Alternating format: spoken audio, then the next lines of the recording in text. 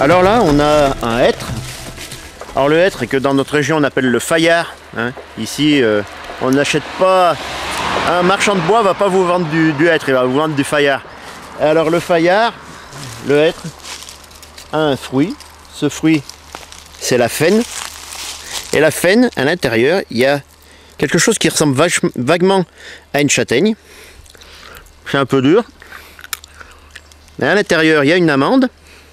Cette amande, elle est excellente. Alors, c'est pas très gros, mais regardez. D'ailleurs, c'est une petite coque. Et les faines, les voilà. Alors là, elles sont petites. Il y en a qui en donnent de plus grosses. C'est le régal, entre autres, des pigeons ramiers. Les ramiers les avalent tout rond. Voilà, alors ça c'est bon.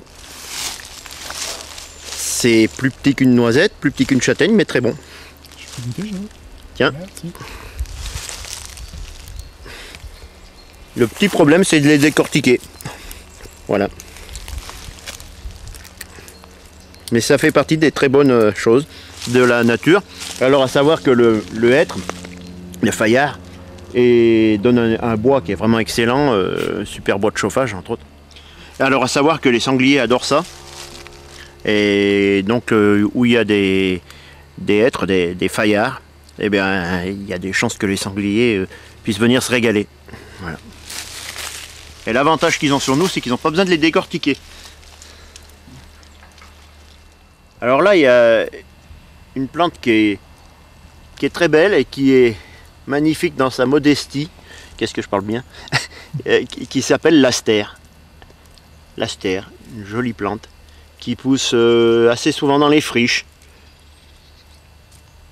C'est très joli. C'est tout simple.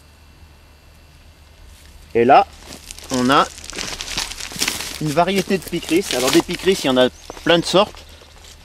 Là, celui-ci est en fleurs.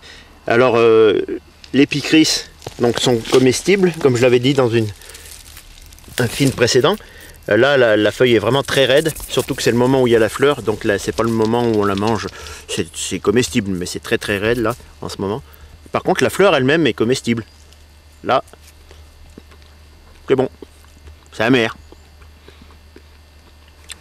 Mais c'est bon.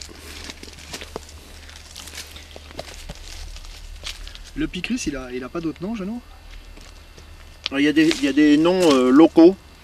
Parce que je suis pas sûr que... Il y a le picris fosse épervière, il y a différents picris. Alors ça, on pourrait faire des heures d'émission rien que sur les picris. Alors regardez celui-ci, la sorte de feuille qu'il a. Et un peu plus bas, là on a une autre variété de picris. Donc vous voyez que qui n'est pas en fleurs. C'est tellement un type de plante vaste que pour les connaître tous par cœur, c'est difficile. Moi, je les distingue les uns des autres comme ça, mais les noms que je leur donne, c'est pas forcément les bons noms en français.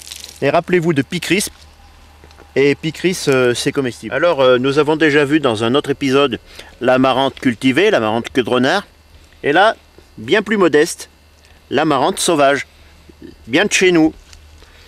Alors, une des rares plantes où tout, absolument tout, est comestible. La graine, la tige. Bon, ici elle est un peu raide, on ne va pas la manger, il faudrait qu'elle vienne de sortir de terre. La feuille et même la racine. Alors je me permets d'en arracher une parce que c'est vraiment pas rare. Et la racine, qui est charnue, eh ben elle est comestible. Là il faudrait la faire cuire parce qu'elle est raide, parce que c'est une plante qui est dans la rocaille. Mais c'est absolument tout comestible. Voilà. Hop. On la remet en place. Bon, et ben le lave-glace. Salut la nature. Alors merci les enfoirés.